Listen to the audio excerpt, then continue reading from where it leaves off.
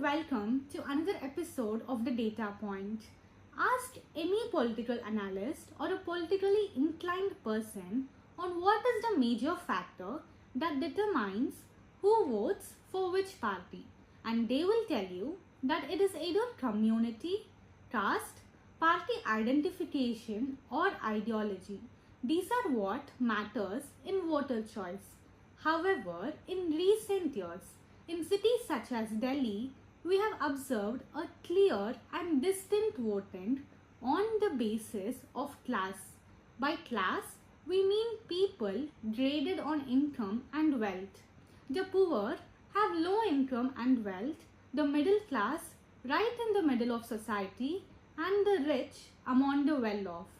Since the mid-2010s, there has been quite a distinct voting on the basis of class in places like Delhi.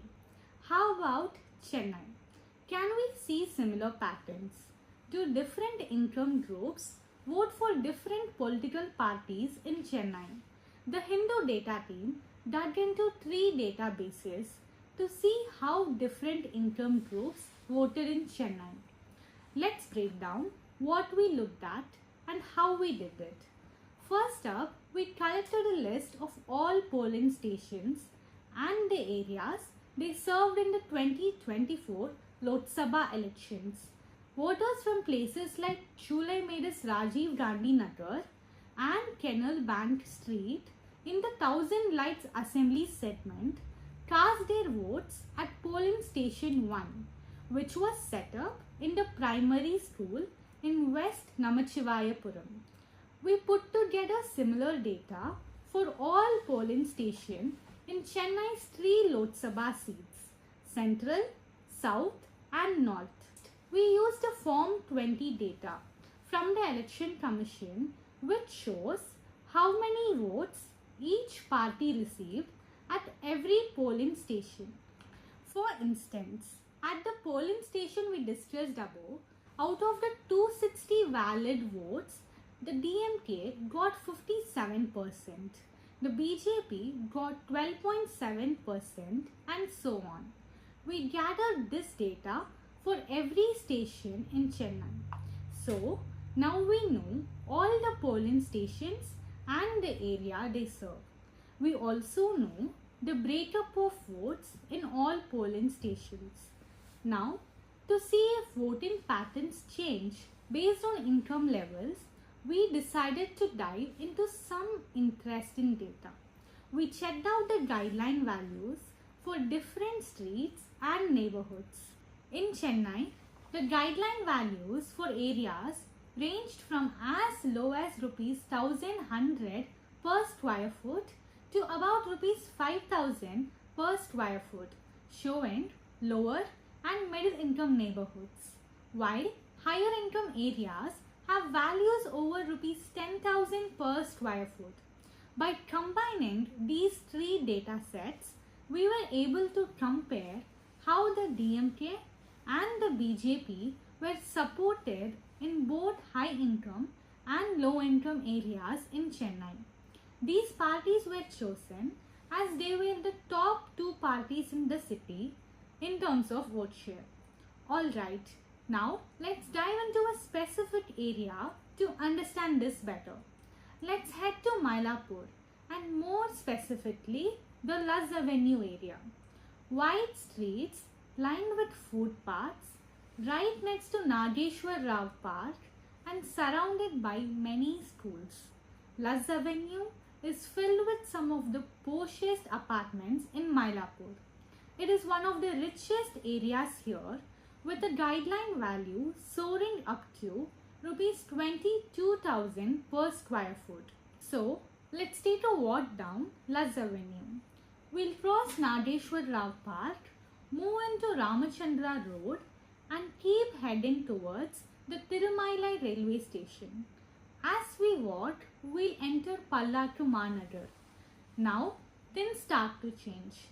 Ramachandra Road itself gets narrower, but Pallakku Managar is even more squeezed.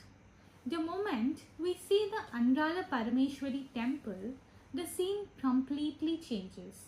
The road becomes extremely narrow, with two-wheelers and autos parked on either side. It is so tight that a car would struggle to get through. The buildings here are old and run down. We've now entered one of the poorest neighborhoods where the guideline value drops to as low as rupees 3,300 per square foot. As we continue our walk, we hit the Canal Bank Street, which borders the Buckingham Canal. The roads ahead gets even narrower than the lanes we walked through before. The houses here have fractured walls and weathered paint, all crammed together. Unlike the area where we started, these plots don't have any parking spaces. The roads are so narrow that even Google Street View data isn't available. It's quite a journey, seeing the stark contrast within such a short distance, isn't it? This really highlights the wealth disparities in Mylapore. How do the wealthy streets of Luz Avenue compare to the poorer lanes of Pallakku Managar when it comes to casting their votes?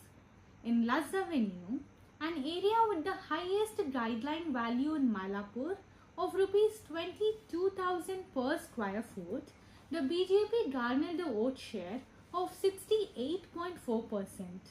In a sharp contrast, the DMK only secured 22.3% of the vote share.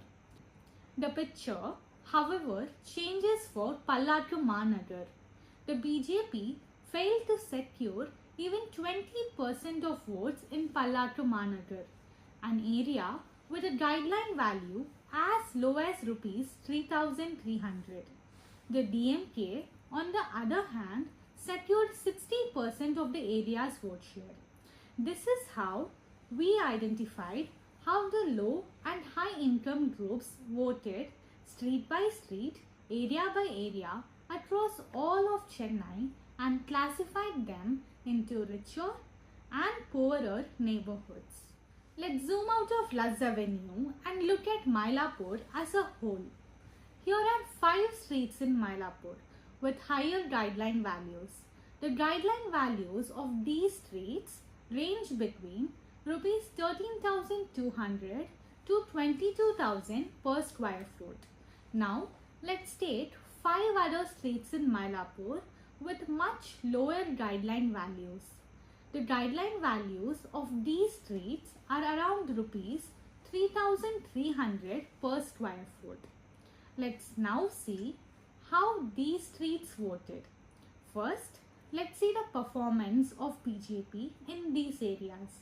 We see that the BJP's vote share, indicated by the blue dots, is higher at the top and is lower at the bottom, which means in higher guideline value streets, that is, richer streets, BJP performed well. In lower guideline value streets, that is, poorer streets, BJP performed poorly. Now, let's analyze the DMK's performance. We see that the DMK's vote share, indicated by the red dots, is lower on the top and is higher on the bottom, which means in higher guideline value streets, that is, richer streets, DMK's performance was relatively poor. In lower guideline value streets, that is, poorer streets, DMK performed better. Let's dive into another area to understand this better. Let's shift our focus to the bustling area of Tyagaraya Nagar or T Nagar, specifically the Bazulla Road. Walking down Bazulla Road, you can't miss the tall complexes and residential buildings lining both sides. This road is wide enough for 2 buses to pass each other comfortably. There are enough parking spaces for cars and several shops along the wide pavements. It is also well connected to other streets. The guideline value in this area is around 17,600 per square foot. Now, let's dive into a locality not very far from this well-structured Basula Road, Parthasarathypuram. Here in Parthasarathypuram, the roads are much narrower. It's impossible for a car to enter many of the streets in the area. In fact, similar to Pallakku Managar, Google Street View is not available for many lanes. The roads get congested with just an auto and a bike trying to pass each other.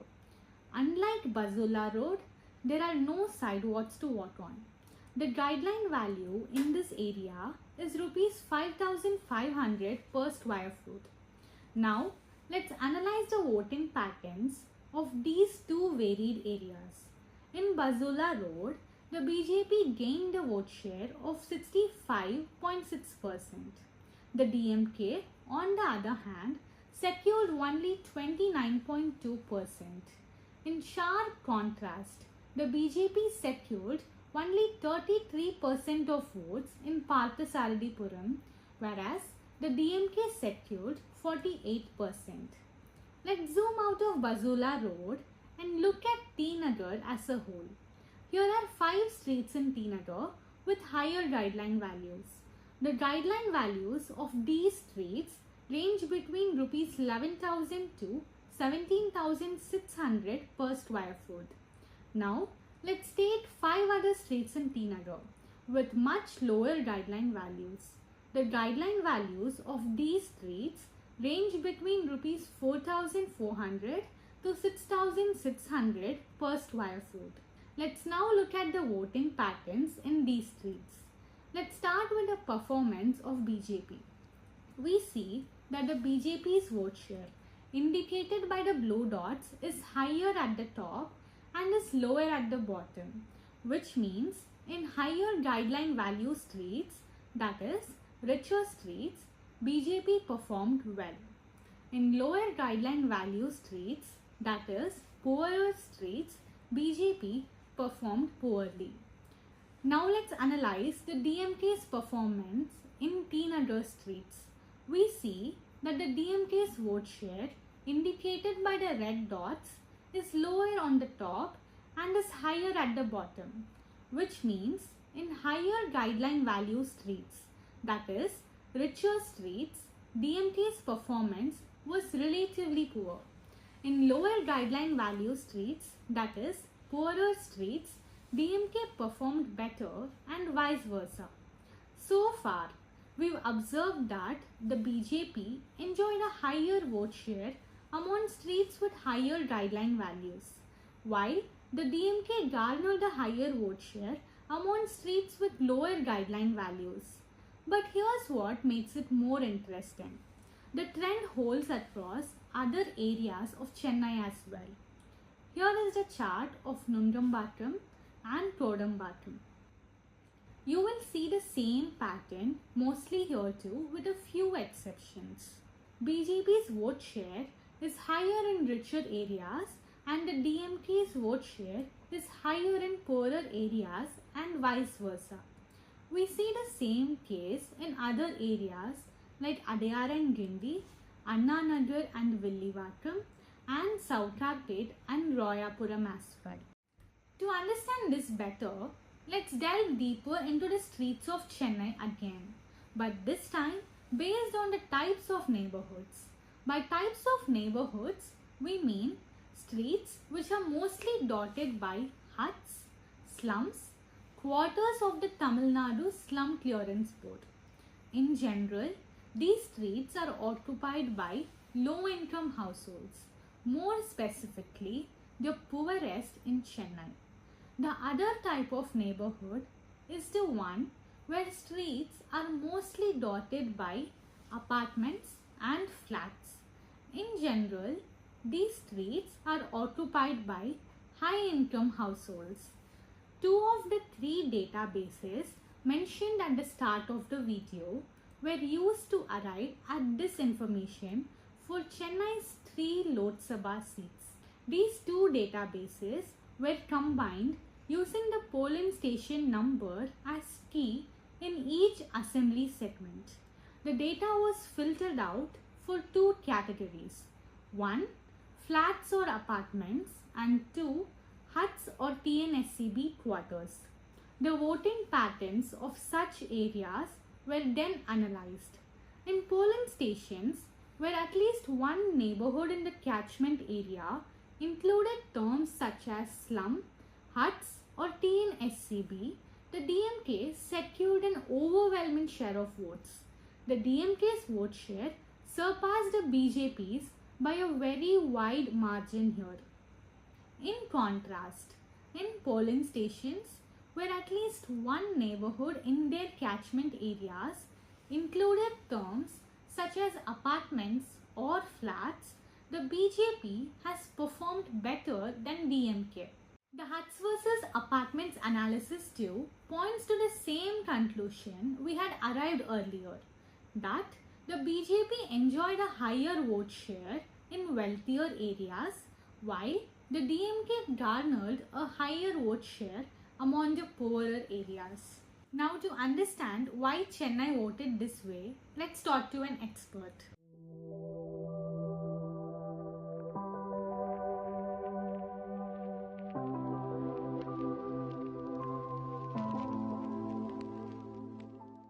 First things first, in India, caste determines class invariably. And one of the reasons why the Dravidian movement was successful in Tamil Nadu was because it was able to uh, conspicuously articulate this in the public sphere. That how caste and class have a connection. Let's start with the historical factors. If we were to draw from Chris Bailey, let's say, who talks about 1800s and 1900s Tamil Nadu or Madras state at the time, Madras presidency at the time, the region. He speaks about the non-prevalence of zamindari system and the prevalence of rayatwari system. This meant that the social hierarchies were not solidified in rural regions but in urban regions. Therefore, cities matter in the context of Tamil Nadu. Um, and then the next line of argument that I'd want to pursue is the nature of mobilization. The Dravidian movement is a counter hegemonic mobilization, and it is against the established elite. And how do they go about doing it? They have an approach of strategic catering of aspirations in an incremental manner. In the sense, they foreground short-term needs taken that are taken care through welfare and long-term aspirations that are catered through programmatic interventions. It is never a this or that. So therefore, incrementally, you are creating a requirement basket within the people itself. It is not just catering them through welfare or catering them through. So it is never that like those big broad roads. It is always those big broad roads, but in the short term, I need to give people food, because the poor can't wait. Hunger does not wait.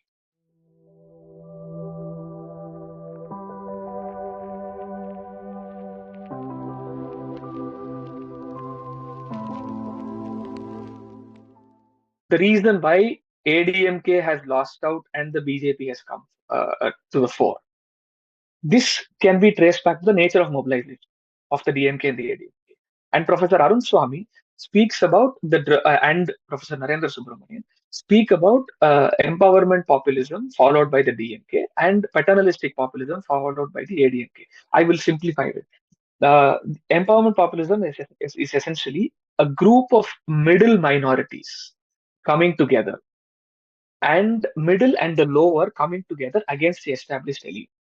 So a group of inferiorized identities come together. You can call them religious and caste. So Dalit, OBC, and religious minorities come together and aim to unsettle the established elite.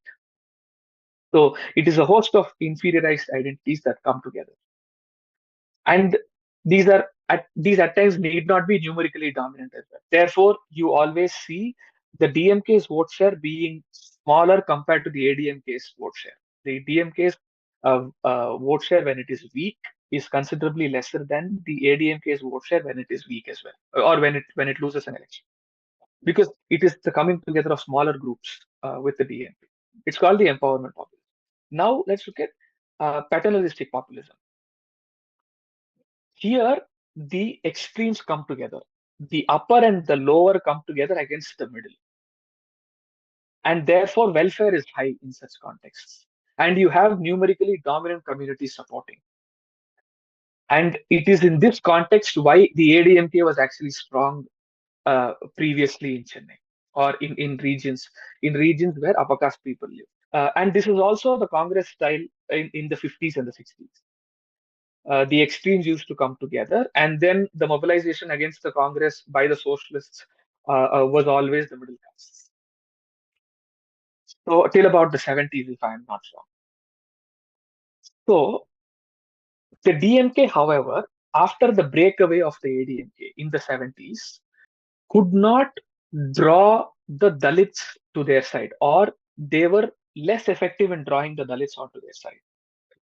And in fact, I published an article in Scroll analyzing with the Trivedi Center for Political Data, analyzing 50 years of electoral performances from 1971 to 2021 state assembly elections. You will see that the DMK overcomes that less effectiveness. They definitely have a cadre of Dalits. With respect to the poor voting, they have been voting to the DMK and the ADMK based on these qualifications, whatever they saw fit. For instance, you did see the Parayers voting for the DMK through coalition partners, but then the Arundhatiers were with the ADMK. And then the DMK tried to, cater to the Arundhatiers through the SCA reservation. And then the DMK initiated a practice where Arundhatiers become the leader of the house, or speaker of the house, sorry, the speaker of the house, Sabhanayagar. So they tried to sort of, I call this Dravidian agility in my thesis. They tried to further the cause of social justice in this way: representation of social justice, redistribution of social justice, and recognition of social justice. But what happened in the recent past? In the recent past, class has become a lot more pronounced, extremely pronounced, and the rising income inequality is vulgar. I mean, if I may use the word, or or if I were to be a lot more academic, then I would say rising inequality has become extremely conspicuous, that you can't quite avoid it.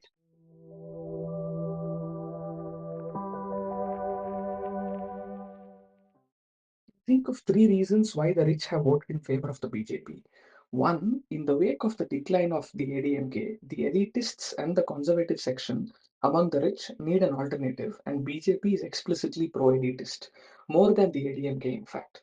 Two, the DMK can accommodate elites but cannot accommodate elitists, owing to its political ideology and political communication matrix. These two reasons, when coupled with the presence of a popular and a populist leader like Mr. Narendra Modi, it tends to translate into electoral support for the BJP, which we are seeing now. For more such videos, subscribe and follow The Hindu.